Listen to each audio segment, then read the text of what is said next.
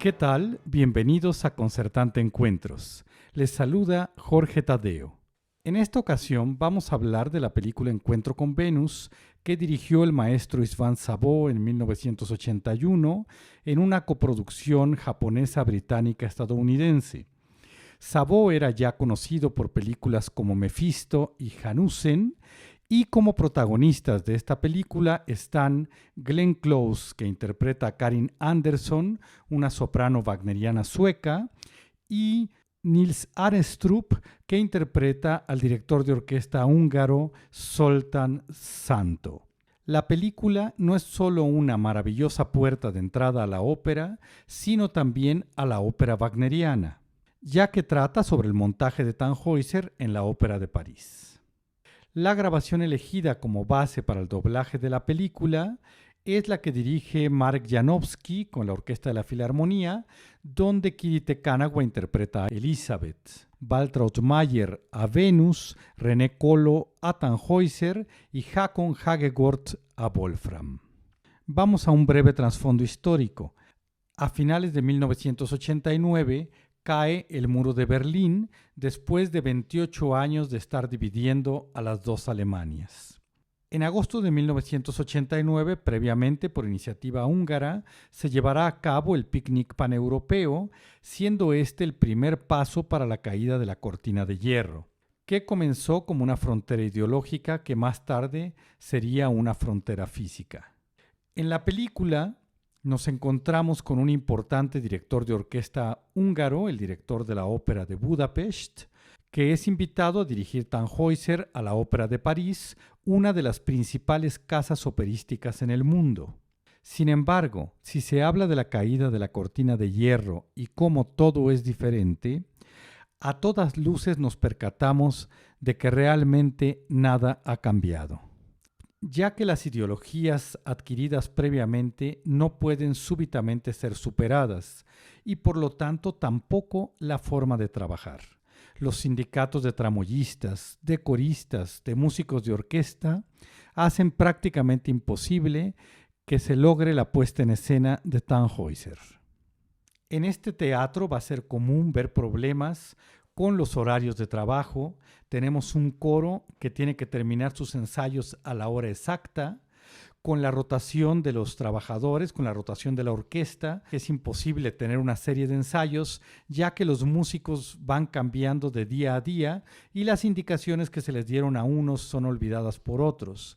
También se van a quejar por la destrucción de la selva del Amazonas o van a continuar en su lucha por mayores prestaciones, pero todo no se limita más que a mostrarnos ese grandísimo egoísmo humano. Nadie ama verdaderamente la música, nadie respeta a Wagner, ni siquiera al arte. Claro que en el discurso a lo largo de toda la película es lo opuesto lo que se nos plantea. Todos tienen un gran interés en llevar a cabo producciones gigantescas, pero como comenté anteriormente, ya en lo operativo, tal pareciera que todo contribuye a evitarlo. Por otra parte, al igual que en la ópera Tannhäuser, y como el director de orquesta intenta explicar a todos los miembros del elenco al principio de la película, la ópera no debe de basarse solamente en narrar la historia de este cantor legendario que fue Tannhäuser.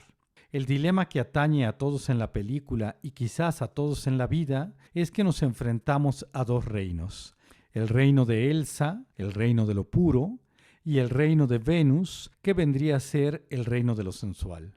La pureza versus la sensualidad. Muy pronto, el director de orquesta también deberá elegir, como lo hizo el caballero Tannhäuser, y debatirse entre su conciencia por el camino más puro o por el camino del hedonismo. En cierto sentido, podríamos recordar el pensamiento de Kierkegaard cuando plantea la diferencia entre el hombre ético y el hombre estético, entre el hombre que decide qué camino ha de seguir y el hombre que se niega a elegir y permanece en este sendero voluptuoso donde lo único que hace es recrearse sin tomar en serio una responsabilidad. El caballero Tannhäuser se debate entre estos dos mundos. Al principio de la ópera lo encontramos en el reino de Venus, totalmente subyugado ante tanta voluptuosidad, y en un momento de lucidez o de arrepentimiento escapa al reino de Venus y regresa al mundo donde está su amada Elizabeth. Se da cuenta que no tendrá perdón y emprende el camino de expiación hacia Roma con un grupo de peregrinos.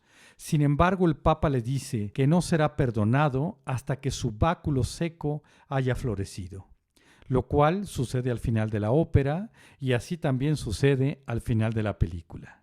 En mi forma de ver, el problema que tiene el director de orquesta Zoltán Santo no es solo elegir entre su esposa o su nueva amante, la soprano Karin Anderson. A lo largo de toda la película y con bastante humor, vemos cómo muchos de los cantantes que están participando en esta obra llevan, por decirlo, una vida relajada en cuanto a sus relaciones extramatrimoniales. Lo que necesita Zoltán es creer en sí mismo, y esto es algo que lo atormenta tremendamente. Él se va a percatar que su amante Karin en su momento fue amante del gran director de orquesta Sarto, el gran director legendario, y le dice a Karin que él nunca podrá dirigir como el mismo Sarto. Posteriormente, Karin expresará en una cena con todo el elenco y los productores ejecutivos de la Ópera de París que el maestro Santo es sumamente talentoso y que deberían percatarse que él comprende a Wagner como ninguno de ellos.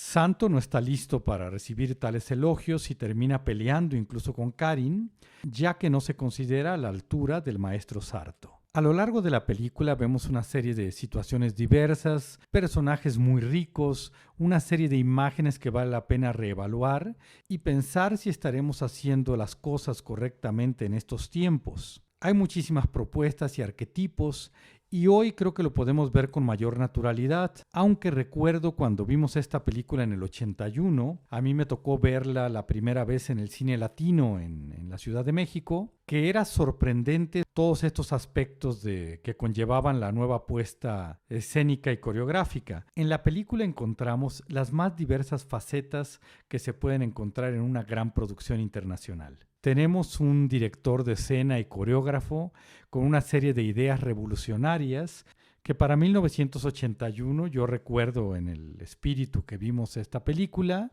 lo eran muchísimo más. Cantantes de todas partes del mundo, un tenor que viene de Europa del Este y que tiene como una segunda opción una fábrica donde detallan carros y los pintan y quiere aprovechar el que está cantando en Tannhäuser, a pesar de ser uno de los mejores cantantes del mundo, para conseguir pintura barata en las fábricas de Peugeot y ahorrarse pidiendo un cambio de hotel a lugares más baratos. Los líderes sindicales que pueden arrasar con cualquier ensayo, la diva Karin Anderson, que antes de ser pareja del director Zoltán, se comporta terriblemente y tal pareciera que todo tendría que girar alrededor suyo, y así muchísimos aspectos más que podremos encontrar ilustrados en películas como Prova d'Orchestra, ensayo de orquesta, que dirigiera Federico Fellini. En cuanto a la propuesta escénica y coreográfica, tenemos a un gran cuerpo de baile con un vestuario sumamente sugestivo y erótico para el reino de Venus y tenemos a los cantantes masculinos de la ópera vistiendo chamarras de cuero y otros detalles así, que en su momento se veía como una propuesta contestataria para los cánones de lo que era la ópera tradicional. También ahí nos estamos debatiendo entre si continuar por ese camino puro o por ese camino estricto o ya romper esas barreras o permitirnos abordar las obras con nuevos códigos y con una búsqueda de resignificación. Al final, después de estar viendo cómo iba a lograrse esta obra, también vemos una relación interesante entre el director de orquesta y el director de escena, ya que el director de orquesta también está interviniendo hasta cierto sentido en la dirección escénica y en los mismos ensayos está dialogando con el coreógrafo y director escénico para lograr un espectáculo conjunto. Quizás estaban inspirados por Karajan, que es mencionado en esta película como que había elegido a dos de estos cantantes previamente que ahora participan en la puesta de Tannhäuser. Y Karajan fue un director que, aparte de todo el gran trabajo musical que hizo en su carrera, incursionaba en la dirección escénica y en la edición. Hacia el final de la ópera, con un problema del sindicato, el encargado de subir el telón ya con el teatro lleno y todos los patrocinadores presentes, la cortina de hierro o el telón no se puede levantar. Así que deciden hacer la función por delante del telón, con la orquesta en el foso, y con el coro desplazándose entre los pasillos del teatro. La idea máxima, que era la original del director Zoltán Santo, era que si se interpretaba con suficiente pasión e intensidad esta obra, nadie extrañaría ningún tipo de decorado. Es entonces así que se lleva a cabo esta función con una tremenda intensidad y por supuesto el éxito es enorme. Entonces al final de la película por fin podemos observar la catarsis en el podio del director de orquesta Zoltán Santo. Hay una mirada de complicidad con la soprano Karin Andersson y es claro que comprende que él es ahora un gran maestro como lo fue previamente su ídolo, el maestro Sarto. Veremos diversas situaciones con otros personajes que a su manera también logran una catarsis respectiva. La batuta del maestro florece como floreció el báculo seco de Tannhäuser. Les agradezco mucho que nos hayan acompañado en Concertante Encuentros. Búsquenos en nuestras redes sociales, en nuestro canal de YouTube y en Instagram a través de nuestro canal de IGTV en Concertante Producciones y en Facebook Las Encrucijadas del Tiempo. Nuestra página de internet www.concertante.com y dejaremos la liga para que puedan escuchar en la plataforma de Spotify el disco completo de los highlights de Tannhäuser dirigido por Marek Janowski. Se despide de ustedes Jorge Tadeo. Hasta pronto.